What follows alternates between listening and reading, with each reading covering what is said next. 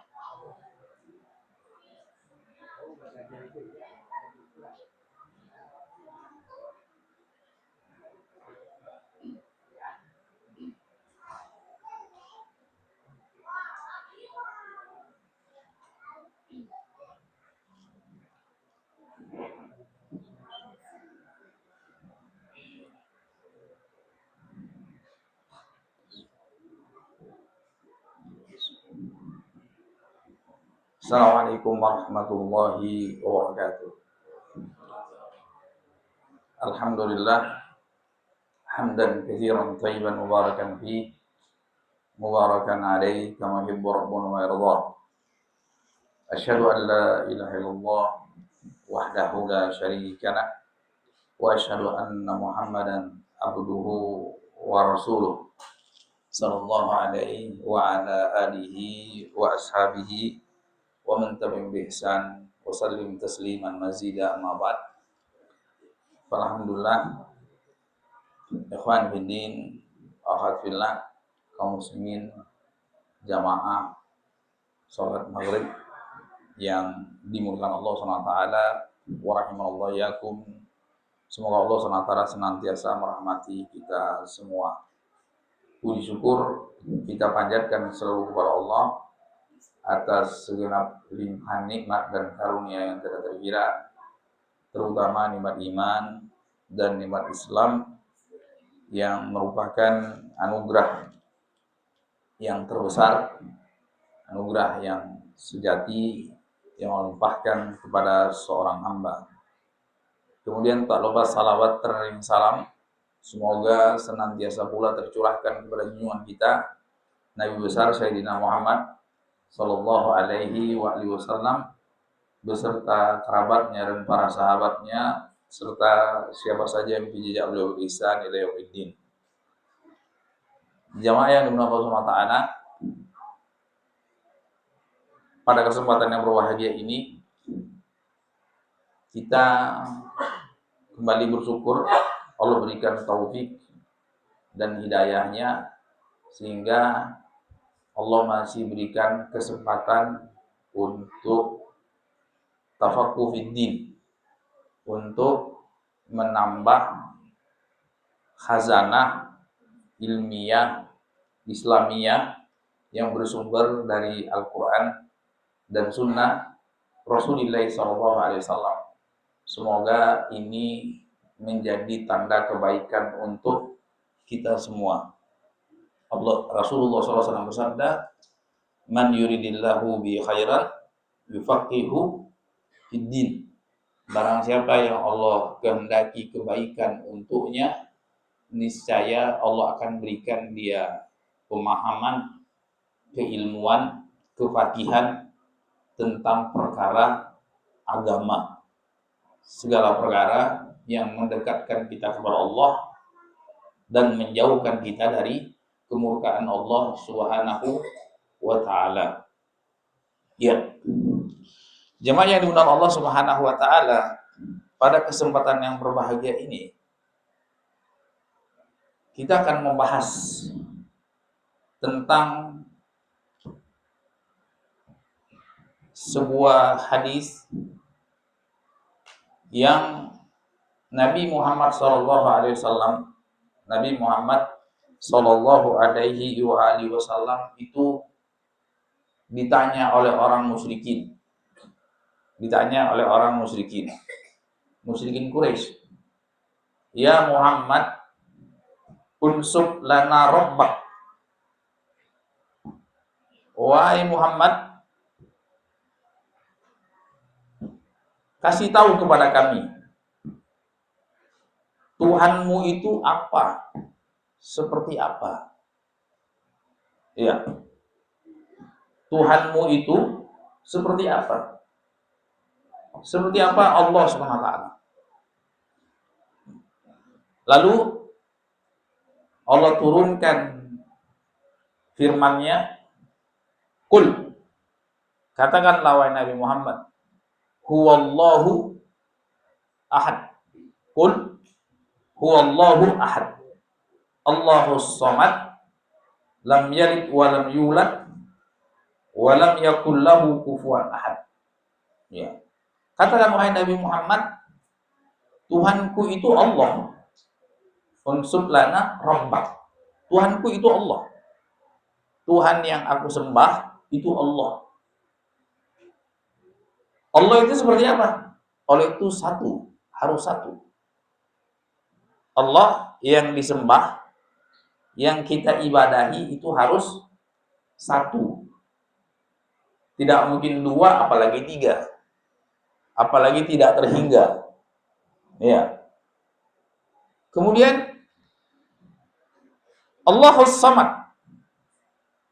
Allah, zat yang kita sembah, zat yang kita ibadahi, zat yang kita harapkan rahmat kasih sayangnya, zat yang kita takuti akan azab dan kemurkaannya, itu as-samad. Ya. Qul huwallahu ahad, Allahus samad. Jadi yang namanya Tuhan yang disembah, Allah yang kita ibadahi itu harus as-samad. As-samad itu apa? As-samad itu alladzi tasmudu ilaihil hawaij. Ya. As-samad itu zat yang hanya kepadanya tertuju segenap hajat dan kebutuhan. Jadi kita punya hajat, kita punya kebutuhan, lahir dan batin, itu harus tertuju kepada siapa? Kepada Allah. Kenapa? Karena Allahus samad, alladzi tasmudu ilaihil hawaij. Jadi butuh apa aja? Butuh apa saja? Perlu apa saja? Harus kembali kepada Allah Subhanahu wa taala. Ya. Allahus samad. Jadi semua kita butuh apa?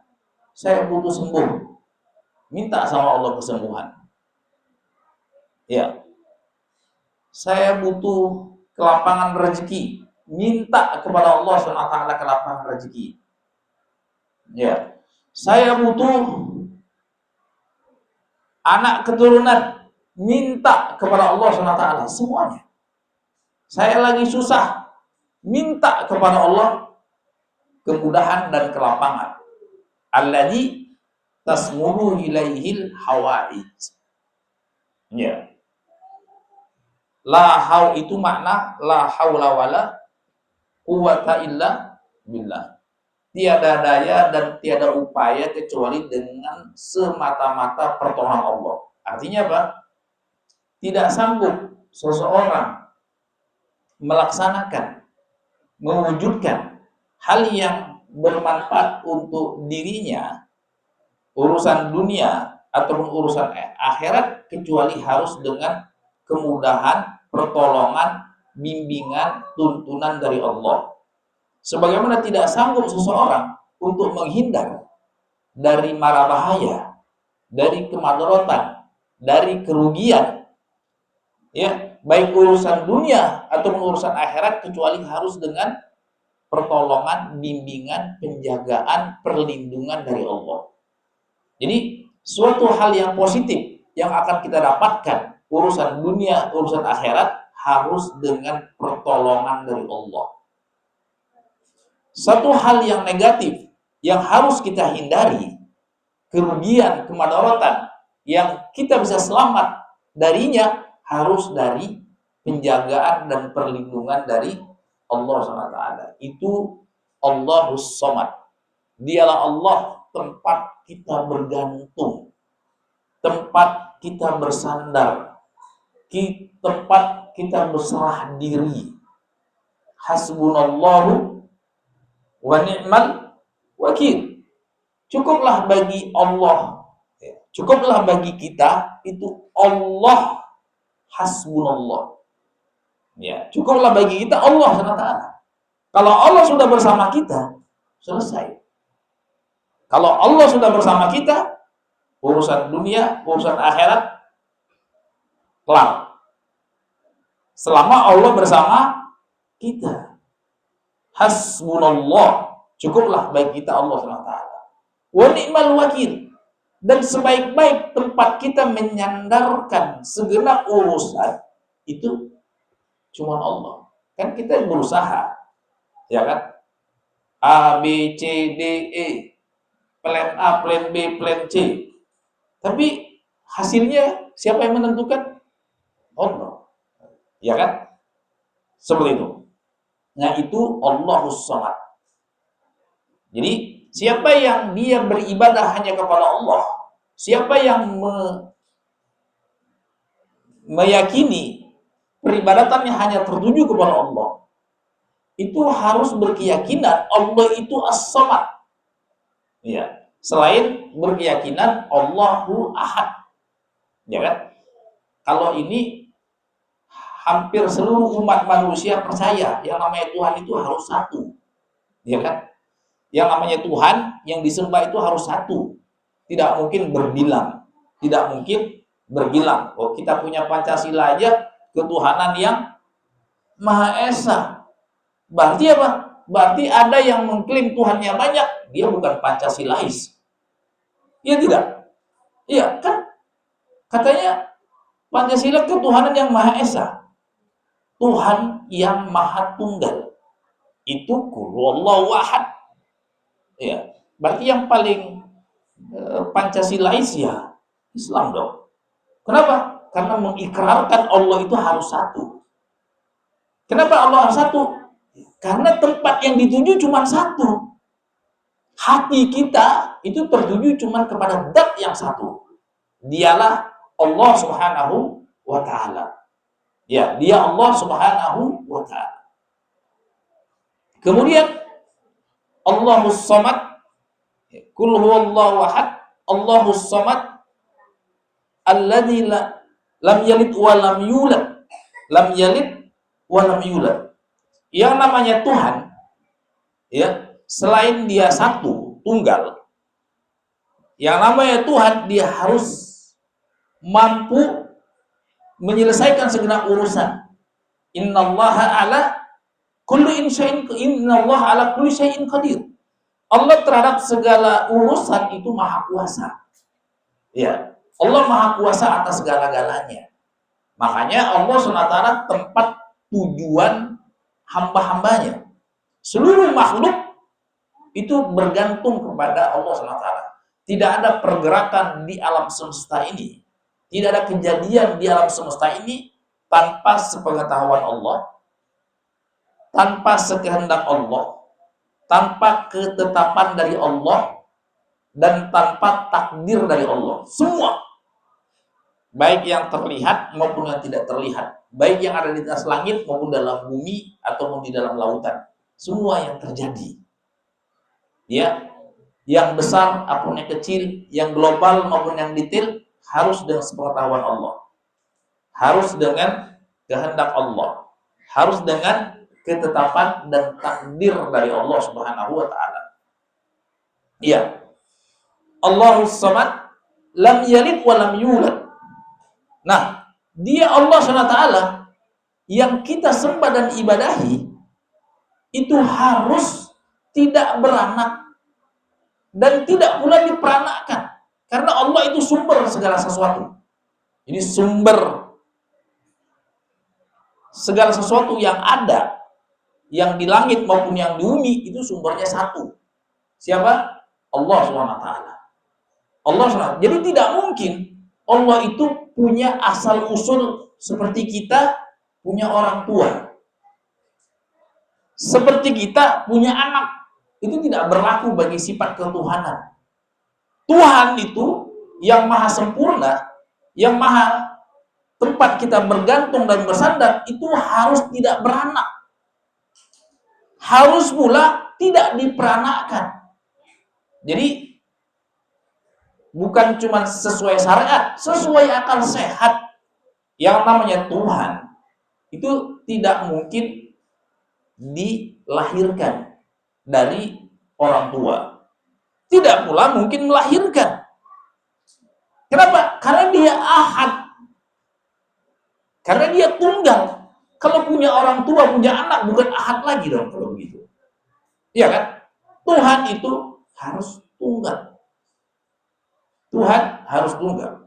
Harus tidak punya orang tua, harus tidak punya anak. Sumber daripada segala sesuatu. Sumber daripada segala sesuatu itu Allah SWT. Ya. Lam yalid wa lam yulad wa lam yakul lahu kufuwan ahad. Ya.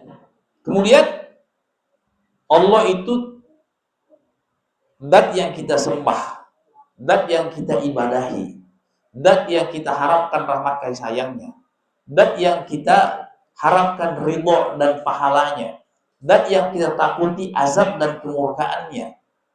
Dialah Allah satu-satunya zat yang tempat kita bersandar, bergantung, meminta, berserah diri.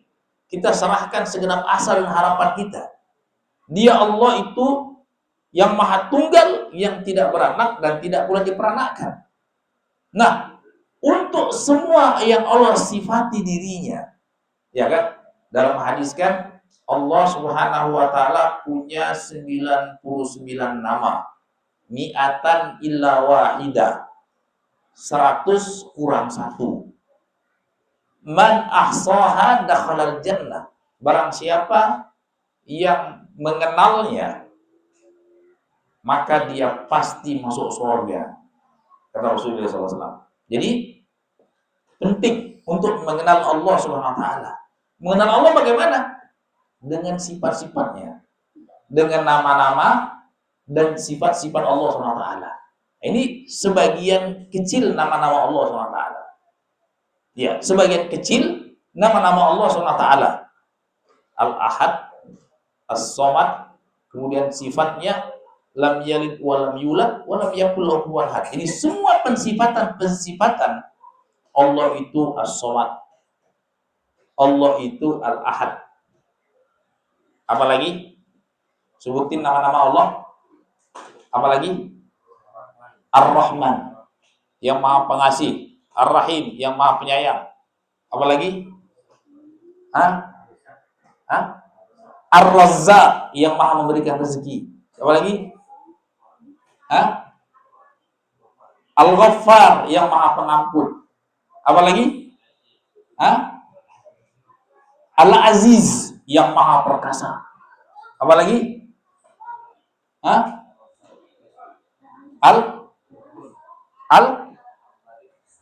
Benar-benar. Al-Alim, yang maha mengetahui. Apalagi?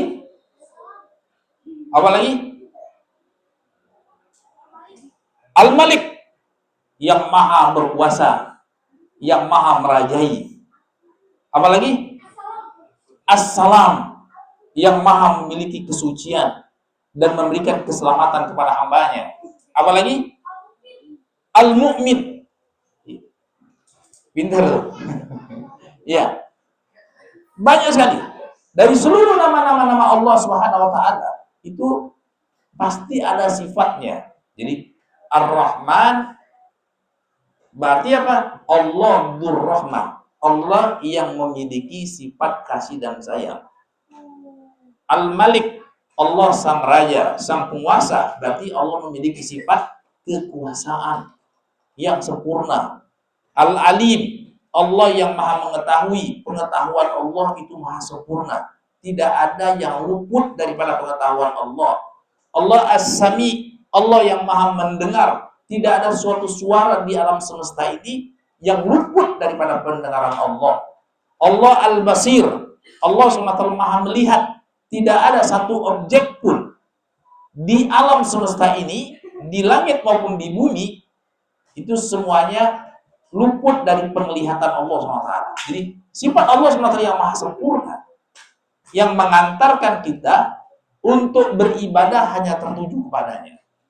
Ya, untuk beribadah hanya tertuju kepadanya. Kalau di surat Al-Ikhlas saja, Allah itu satu. Ya. Allah itu tempat kita bergantung, tempat kita bersandar, tempat kita meminta, tempat kita bertawakal, tempat kita bersandar, tempat kita berkeyakinan. Allah itu tidak beranak, Allah tidak diperanakkan. Dan semua sifat-sifat Allah, kan kita paham. Maha mendengar itu apa sih? Jadi pendengarannya maha sempurna. Allah mendengar segala sesuatu. Maha pengasih dan lagi maha penyayang itu apa sih? Allah mengasihi dan menyayangi seluruh hambanya. Maha kuat, apa sih? Al-Qawi, Allah itu maha memiliki kekuatan yang sempurna. Tidak ada kata lemah dan tidak sanggup bagi Allah. Semua sifat-sifat tadi Allah katakan walam yakul lahu kufuwan ahad. Walam yakul lahu kufuwan ahad. Jadi Allah memiliki sifat-sifat sempurna. Dari sekian banyak sifat-sifat Allah, satu saja tidak ada yang bisa menyerupai Allah.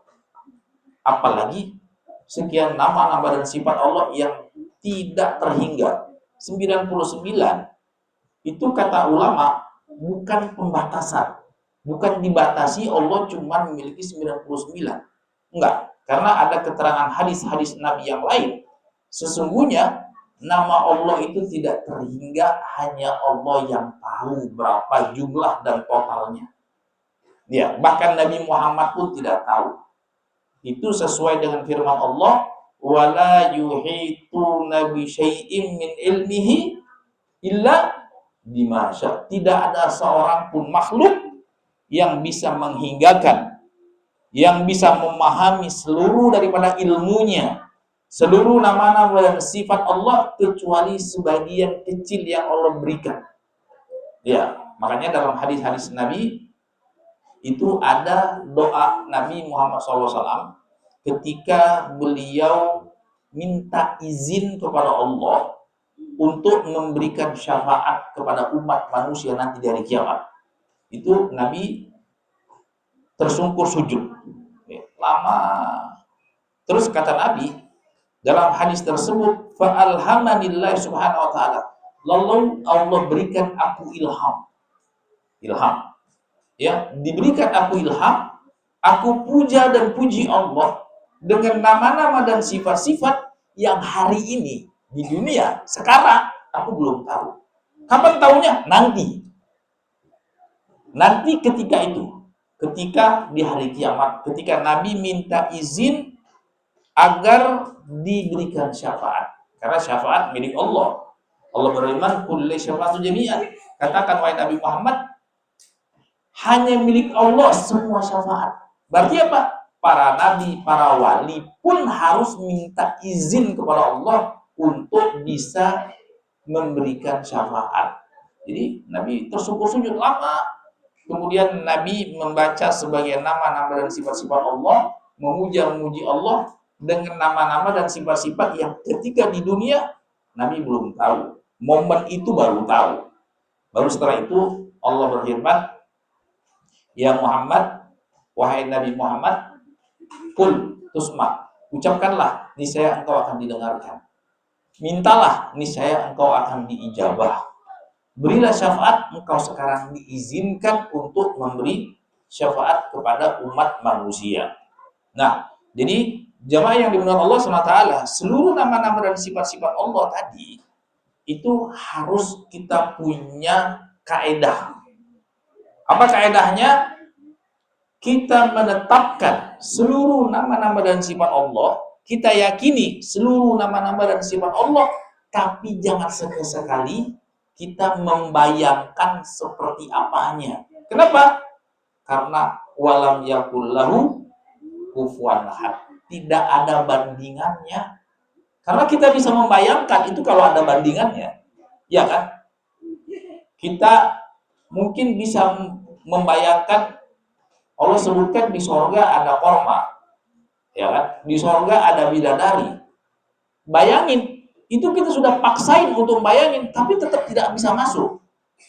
Tetap salah gitu. Kata Nabi, di sorga itu mala ainun ra'at wala udhunun sami'at wala khatara ala qalbi bashar. Jadi ada bidadari, ada makanan, ada istana, ada minuman di sorga. Kata Nabi, tidak mungkin bisa dilihat oleh mata manusia sekarang. Tidak pula mungkin bisa didengar seperti apanya, keindahan dan kenikmatannya. Bahkan sekedar membayangkannya tidak sanggup. Itu baru makhluk yang di sorga. Ya kan? Coba kan ada hadis, bidadari itu kalau muncul di dunia, satu bidadari, seluruh dunia itu akan harum semerbak. Gimana cara bayanginnya? Ya kan? Ya. Jadi bukan cuman Curungan, ya kan? Seluruh Depok, seluruh Jawa Barat, seluruh dunia harum. Kan enggak? Bagaimana akal kita bisa membayangkannya? Nah, itu baru satu bidadari. Ya, belum 70 bidadari dan lain sebagainya. Itu baru makhluk. Kita kan yakin bidadari itu makhluk. Ya kan? Malaikat juga makhluk. Korma di sorga makhluk. Semuanya makhluk. Itu saja kita tidak sanggup membayangkannya. Apalagi tentang Allah SWT. Ya, tentang sifat-sifat dan kemuliaan Allah SWT. Intinya, seluruh nama-nama dan sifat Allah yang ada di dalam Al-Quran, yang ada di dalam sunnah Nabi Muhammad SAW, kita imani, kita yakini. Tapi jangan sekali-sekali membagaimanakannya, membayangkannya. Karena apa? Karena tidak ada satupun yang bisa serupa dengan Allah. Jadi ketika kita katakan, Allah Maha Pengasih, Maha Penyayang, tapi kasih dan sayangnya tidak serupa dengan makhluknya. Kasih sayang makhluk sesuai dengan keterbatasannya. Kasih sayang Allah sesuai dengan keagungan dan kemuliaannya. Manusia melihat, Allah melihat, tapi penglihatan manusia sesuai dengan kelemahan dan keterbatasannya. Makanya kita cuma bisa melihat yang ada di hadapan mata itu. Di belakang kan nggak bisa lihat, ya kan? Di belakang tembok apalagi nggak bisa. Tapi Allah SWT tidak ada yang tersembunyi bagi Allah, ya kan? Sama-sama melihat, tapi penglihatan Allah sesuai dengan keagungan dan kemuliaan Allah, penglihatan makhluk sesuai dengan kelemahan dan keterbatasannya. Jadi jamaah yang dimuliakan Allah SWT, semakin mendalam pengetahuan kita tentang Allah, keilmuan kita tentang nama-nama dan sifat-sifat Allah, semakin sempurna keimanan dan ketakwaan kita. Itu pasti. Kata Nabi bersabda, wallahi inni la'alamukum billah wa aqahumlah.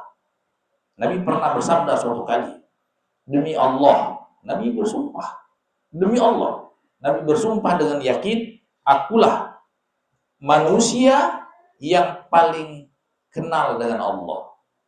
Iya, yang paling berilmu tentang Allah. Sehingga dalam pada itu, akulah manusia yang paling bertakwa kepada Allah. Iya, akulah manusia yang paling bertakwa kepada Allah SWT.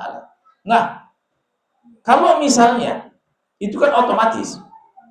Kalau kita yakin, Allah itu cuma satu.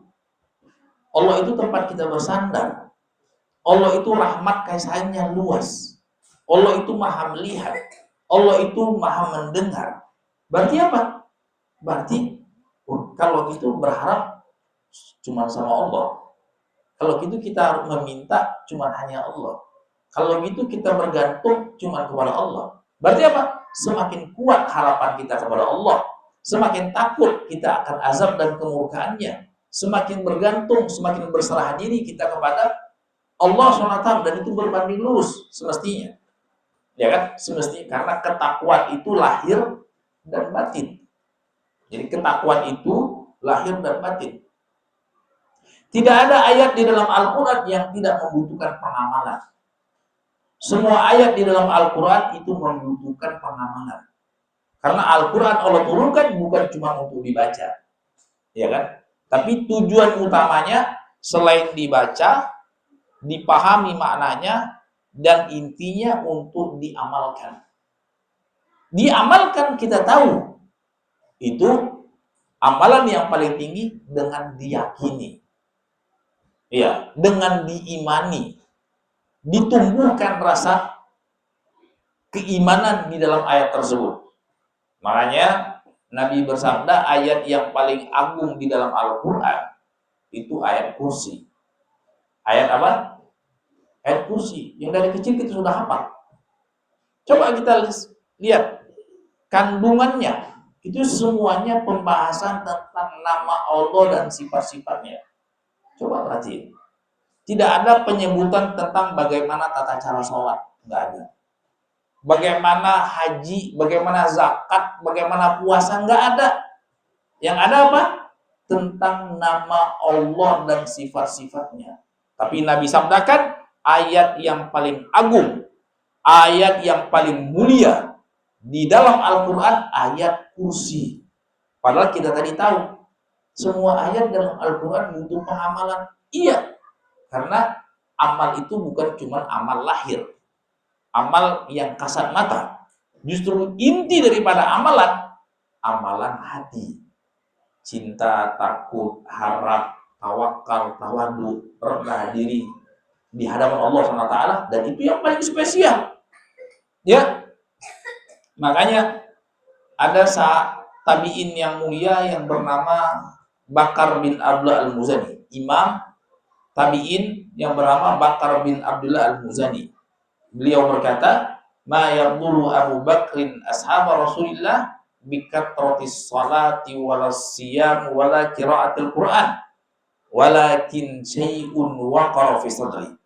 Tidaklah Abu Bakar As-Siddiq menjadi paling istimewa di sisi Allah, paling sempurna iman dan takwanya dibandingkan seluruh sahabat Nabi, itu bukan karena banyak-banyakan sholat. Kalau banyak-banyakan sholat, mungkin ada sahabat yang lain yang lebih banyak sholatnya.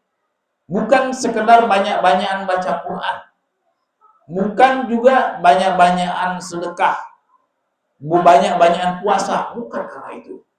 Tetapi apa? Syai'un waqara fi sadri, sesuatu yang terpatri di dalam dadanya. Jadi sesuatu yang terpatri di dalam dadanya. Iya. Antara satu sahabat dengan sahabat yang lain itu bisa seperti langit dan bumi. Misalnya ada hadis yang menyebutkan perbandingan antara Khalid bin Walid dengan Abdurrahman bin Auf. Pernah dengar kan? Ada Khalid bin Walid, pernah dengar? Khalid bin Walid, pahlawan Islam. Pernah dengar Abdurrahman bin Auf? Pahlawan Islam juga, sama-sama Allah cintai. Tapi Nabi harus sebutkan, Nabi tidak basa-basi. Derajat Abdurrahman bin Auf dan derajat Khalid bin Walid. Itu Khalid bin Walid itu panglima perang, ahlul jihad, ahlul sedekah, ahlul wakaf, segala macam keutamaannya. Apa kata Nabi? Lau anfaqa ahadukum mithla uhdin dhahaban la ya'dilu mudahadihim. Engkau wahai Khalid dan orang yang sepertimu, selevelmu, kalau engkau berinfak, bersedekah sebesar gunung Uhud emas, berarti apa? Berinfak, bersedekah berapa miliar ton itu? Kalau gunung Uhud itu jadi emas, berapa miliar ton itu? Bayangin, ya kan? Berarti berapa ribu triliun itu? Nggak kira-kira itu, ya kan? 1 kilo emas saja sudah berapa miliar? Ini miliaran ton. Engkau infakkan di jalan Allah sebesar gunung Uhud emas, tidak akan bisa mengalahkan infak orang seperti Abdurrahman bin Auf, walaupun cuma segenggam, walaupun separuh genggam. Jadi orang itu satu sahabat dengan sahabat yang lain. Coba. Sama-sama ikhlas, sama-sama beriman, sama-sama bertakwa. Apa yang membedakannya? Sama-sama emas, bukan emas palsu. Sama-sama emas asli. Tapi coba lihat rahasianya. Itu kalau satu sahabat dengan sahabat yang lain. Jadi 1000 orang yang berinfak bersedekah, mungkin nominalnya sama, derajatnya juga 1000 derajat di sisi Allah.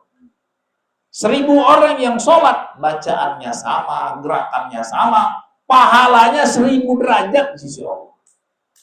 Ya, kalau bacaan atau gerakan, ya orang anak sekarang bilang beti-beti, beda tipis, ya kan? Yang dibacakan sama-sama Al-Fatihah, ya, sama-sama doa iftitah, sama-sama takbiratul ihram. Tapi apa? Yang mungkin di sisi Allah derajatnya seperti langit dan bumi. Coba lihat. Itu kita bandingkan satu sahabat dengan sahabat yang lain. Jadi, sejauh mana seorang mengenal Allah SWT, kesempatan untuk beriman dan bertakwa semakin sempurna. Ya, sehingga apa? Sehingga amal ibadah yang dilakukan itu maksimal. Itu bisa menjadi maksimal. Amal bisa sama, tapi beda apa yang di dalam hati menyebabkan beda derajat di sisi Allah Subhanahu wa ta'ala. Bisa jadi dengan amal yang sepele, tapi dengan keimanan, dengan keyakinan, dengan tawakal, dengan harapan, dengan takut kepada Allah spesial. Ya kan? Makanya Nabi pernah bersabda, aku telah pernah melihat seorang mukmin bergelimangan kenikmatan dikarenakan melakukan amal ibadah yang paling rendah. Apa amal ibadah yang paling rendah? Menyingkirkan gangguan dari jalan. Ada paku di tengah jalan, dia singkirkan. Tapi karena landasan keimanan, landasan berharap pahala Allah, berharap ridha Allah, dengan niat menjadi spesial dan besar. Tapi bisa jadi amalan yang besar di mata manusia, kasat mata manusia, tidak bernilai apa-apa di sisi Allah Subhanahu wa ta'ala. Karena tidak ada rasa takut, tidak ada rasa harap, ya, tidak ada rasa tawakal, tidak ada rasa merendah diri di hadapan Allah Subhanahu wa ta'ala. Dengan amal ibadahnya, maka tidak bernilai di sisi Allah. Bisa jadi semakin dia beramal, semakin Allah murkai. Ngeri kan? Ada sebagian orang beramal, semakin beramal, semakin dimurkai Allah. Karena yang dia cari bukan ridho Allah, tapi ridho manusia. Tidak ada rasa takut kepada Allah, tidak ada rasa harap. Yang diharapkan validasi manusia, yang diharapkan cuma like, bagus gitu, ya kan? Yang diharapkan cuma pujian manusia, maka tidak akan bernilai di sisi Allah Subhanahu wa ta'ala. Ya, jadi jemaah yang dimuliakan Allah Subhanahu wa ta'ala, ini prolog pertemuan kita pada malam hari ini. Semoga menjadi penyemangat kita untuk semakin hari semakin meningkatkan keilmuan kita, terutama yang berkaitan dengan ilmu tauhid. Kata ulama, ilmu tauhid itu samudra yang tiada bertepi. Semakin digali, semakin dalam. Ya, semakin dipelajari, semakin luas. Ya, umur 1000 tahun pun tidak cukup. Apalagi umurnya cuma 50, 60, 70 tahun. Ya, tidak ada nabi dituntunkan, dibimbing oleh Allah untuk minta tambahan kecuali tambahan ilmu. Ya, dengan firman-Nya Allah SWT berfirman, wa qur rabbi zidni ilma. Wahai Nabi, ucapkan, minta kepada Allah, wahai Tuhanku, tambahkan selalu kepadaku ilmu. Jadi Nabi kan kurang apa ilmunya? Luas kan? Tapi itu pun Allah tuntunkan kepada nabinya untuk terus minta tambahan ilmu. Artinya apa? Ilmu itu tidak boleh stuck. Ya. Ilmu itu tidak boleh stop. Imam Ahmad ditanya oleh anaknya, sampai kapan kita berilmu? Sampai kapan kita menuntut ilmu? Ya, yang mendekatkan kita kepada Allah, menjauhkan kita dari kemurkaan Allah, kata Imam Ahmad, sampai mati. Selama hayat masih dikandung badan, selama itu pula kita minta kepada Allah, Rabbi zidni ilma. Wahai Tuhan, ku tambahkan kepadaku ilmu. Makanya salah satu doa zikir pagi petang kita baca, Allahumma inni as'aluka ilman nafi'an wa rizqan thayyiban wa amalan mutaqabbalan. Dan ilmu yang paling penting adalah ilmu tentang Allah SWT, tentang nama-nama dan sifat Allah SWT, sehingga kita bisa beribadah kepada Allah SWT dengan penuh pengharapan, penuh rasa takut, penuh rasa tawadhu, penuh merendah rasa tawakal, bergantung, berserah diri hanya kepada Allah Subhanahu wa taala. Wabillahi taufiq wa sallallahu nabiyina Muhammad wa ala alihi wa sahbihi wasallam walhamdulillahi alamin. Barangkali ada pertanyaan yang perlu kita diskusikan atau hal yang tidak jelas, tafadhol. Monggo. Ada pertanyaan?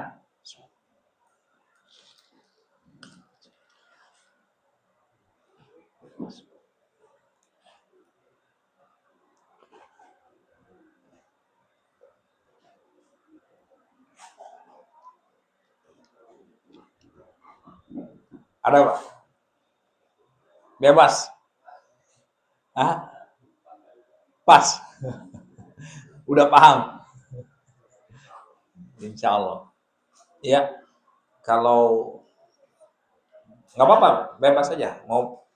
Mungkin mau tanya selain masalah tauhid atau masalah fikih. Ya. 5 hari pulang kampung.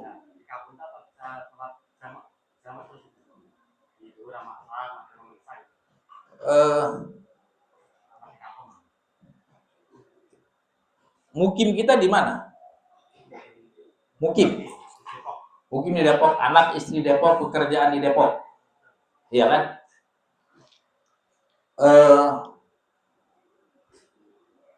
Kalau di perjalanan itu mungkin ada rukhsah untuk dijamak, ya. Tapi kalau sudah di sudah di kampung, sudah ditinggal di mana? Di tempat orang tua atau di kampung, di tempat penginapan, maka seperti biasa kita datangi masjid, kecuali kalau ada uzur, artinya kita capek dan lain sebagainya. Ya. Jadi ketika safar itu tidak melulu harus dijamak dan dikosor. Kalau ada hajat. Seperti apa contohnya?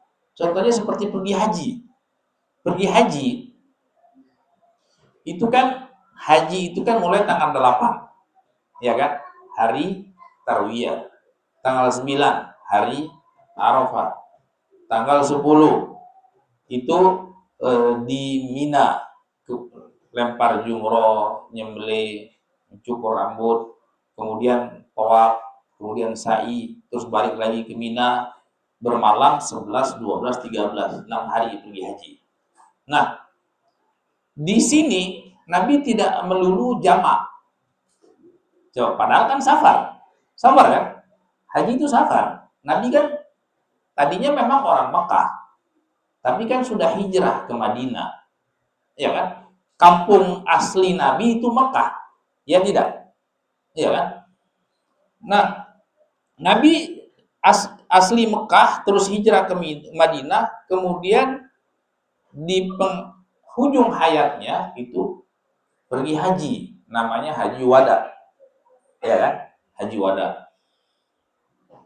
Ketika sampai di Mekah, ya itu kan pertamanya umroh dan lain sebagainya. Nah, pas tanggal 8 hari Tarwiyah, Nabi itu dari Mekah pergi ke Mina. Ke Mina itu mabit sehari. Tanggal 8 itu mabit sehari. Jadi waktu duha kita berangkat ke Mina, itu sholat duhur, asar, maghrib, isya, subuh 5 kali, tanggal 8. Nah, duhur Nabi sholat qashar, tidak dijamak. Asar sholat qashar.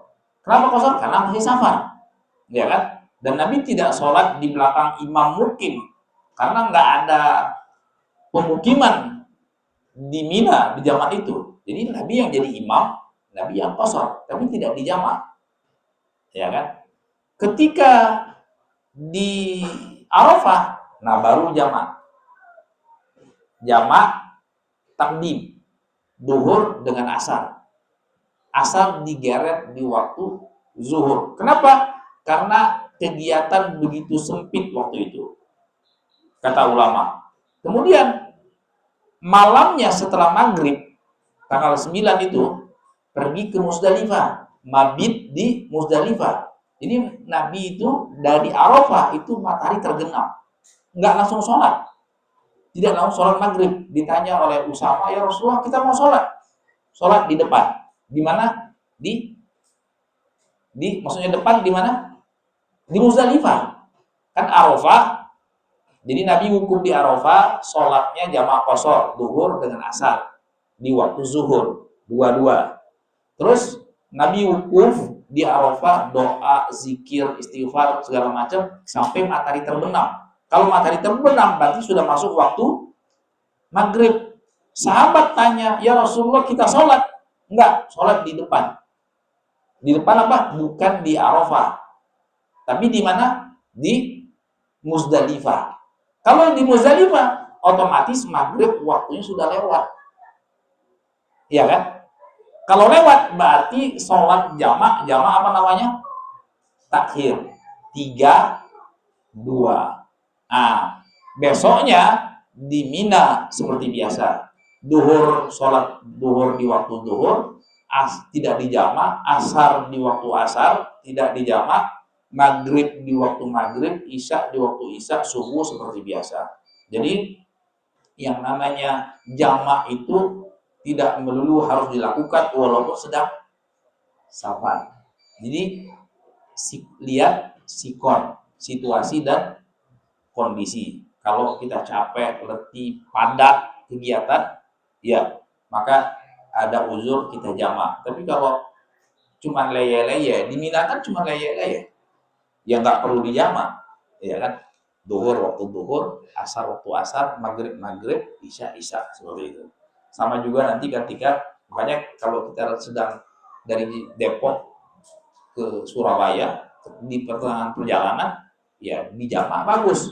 Kenapa? Karena kita mepet, capek kan? Kalau duhur harus stop, asar stop lagi, maghrib stop lagi, isya stop lagi, repot gitu. Ya, tapi kalau sudah sampai di tujuan, apalagi kita sebelahan masjid, yaitu nggak susah untuk melangkahkan kaki ke masjid untuk mencari keutamaan, kecuali kalau kondisi masih capek dan letih. Jelas? Baik, kita tutup dengan doa kafaratul majelis. Nah, oh ya,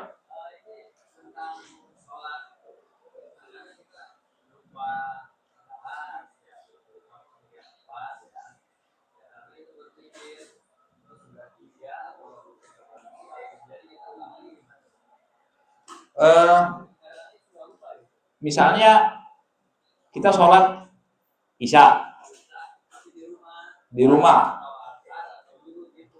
Nah, misalnya 3 rakaat.